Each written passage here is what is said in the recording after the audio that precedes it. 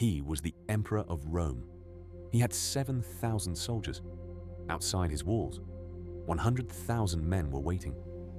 He had spent weeks sending letters to every Christian ruler in Europe: the Pope, the King of France, the King of England, the Venetians.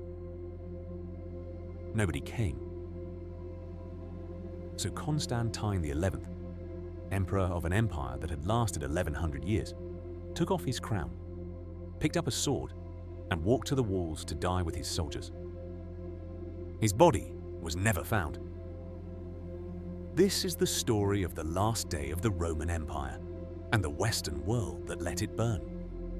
To understand what fell on May 29, 1453, you need to understand what Constantinople actually was. It was not simply a city, it was the direct continuation of the Roman Empire. When Rome fell in the west, in 476 AD, the eastern half survived, centered on Constantinople, the city Constantine the Great had built on the Bosphorus as the new Rome. For 1,000 years, while Western Europe descended into the Dark Ages, Constantinople preserved Roman law, Greek philosophy, Christian theology, and the accumulated knowledge of the ancient world. At its peak, the Byzantine Empire controlled the entire Mediterranean. It had survived the Arab conquests, the Crusades, the Mongol invasions, and dozens of sieges. Constantinople's walls, the Theodosian walls, were the greatest fortification in the ancient world. In 1,100 years, they had never been breached. By 1453, the empire had shrunk to almost nothing. Decades of civil war, plague, and economic collapse had reduced the Byzantine Empire to little more than the city itself and a few scattered territories. The population of Constantinople, once 500,000 people, had fallen to perhaps 50,000. But the walls still stood. And Constantine XI believed that if he could hold long enough, help would come. It didn't. The man who came to take Constantinople was 21 years old. Mehmed II had become Sultan of the Ottoman Empire at the age of 19 for the second time, having been deposed once already by court rivals who considered him too young and too ambitious. They were right about the ambitious part. From the moment he retook the throne, Mehmed had one obsession: Constantinople, the city that no army had ever taken, the city that sat at the crossroads of Europe and Asia, controlling trade between the Mediterranean and the Black Sea, the city whose fall would make him the most powerful ruler in the world. He spent 2 years preparing. He commissioned the largest cannons ever built, including a monster called the Great Bombard, designed by a Hungarian engineer named Urban, who had first offered his services to Constantine XI. Constantine couldn't afford him.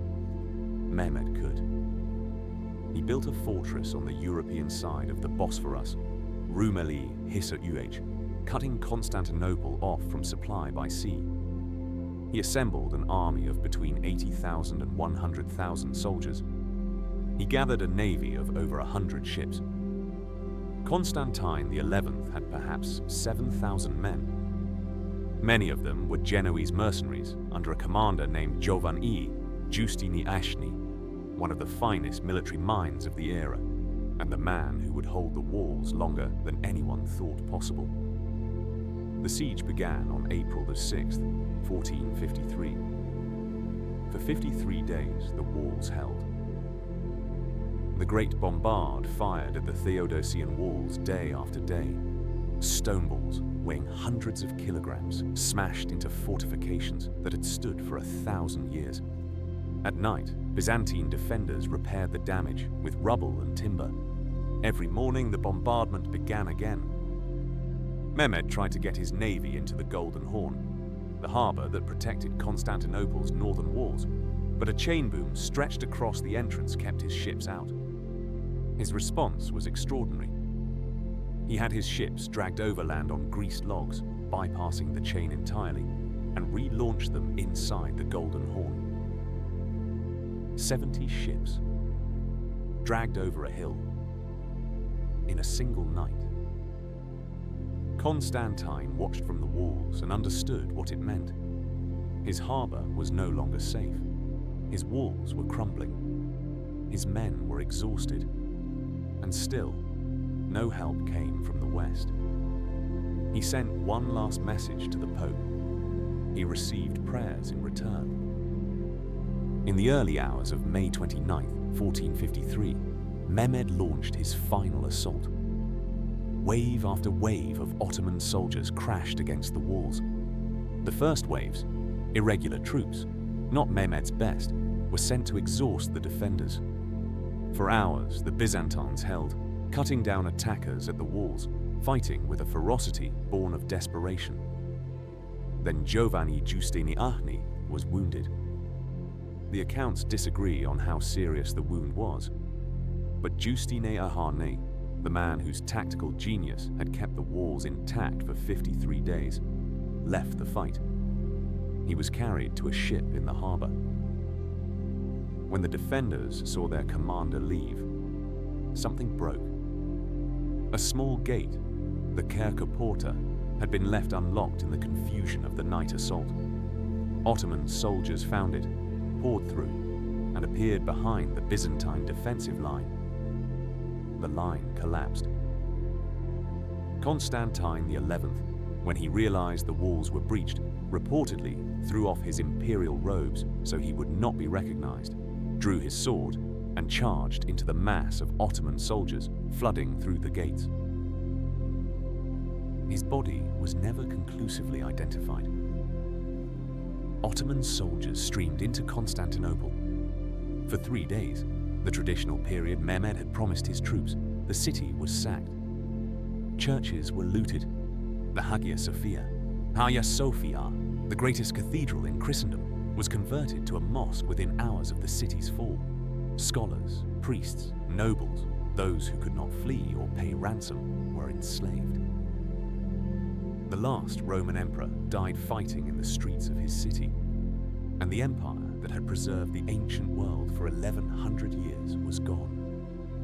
Mehmed II rode into Constantinople on a white horse and went directly to the Hagia Sophia. He knelt in prayer. He renamed the city Istanbul. He declared himself Caesar of Rome, Caesar-i-Rum, claiming the legacy of the empire he had just destroyed. The news reached Europe slowly. When it did, the reaction was shock and horror. And then, very quickly, political calculation. The Pope called for a crusade. Nobody came. The fall of Constantinople is often cited as one of the events that ended the Middle Ages and began the Renaissance. Byzantine scholars fleeing the city carried ancient Greek manuscripts to Italy, texts that had been preserved in Constantinople for centuries that Western Europe had never seen. Those manuscripts helped spark the intellectual explosion of the Renaissance. The city's fall also closed the overland Silk Road trade routes to Asia, forcing European nations to find alternative sea routes to the east. That search for new routes directly led to the Age of Exploration, to Columbus, to Vasco da Gama, to the European discovery of the Americas. A 1,000-year empire fell, and in its ashes, the modern world was born. But Constantine XI and his 7,000 defenders, the men who held those walls for 53 days against 100,000 soldiers, are largely forgotten outside academic circles. No great monuments were built to them in the West. No crusade came to avenge them. The West that Constantine had begged for help watched from a distance, calculated its interests, and moved on. Constantine XI had every reason to flee. He was the emperor. Ships were available. He could have escaped, lived, perhaps reclaimed something of his empire from exile. He chose to stay. He removed his crown. He walked to the walls.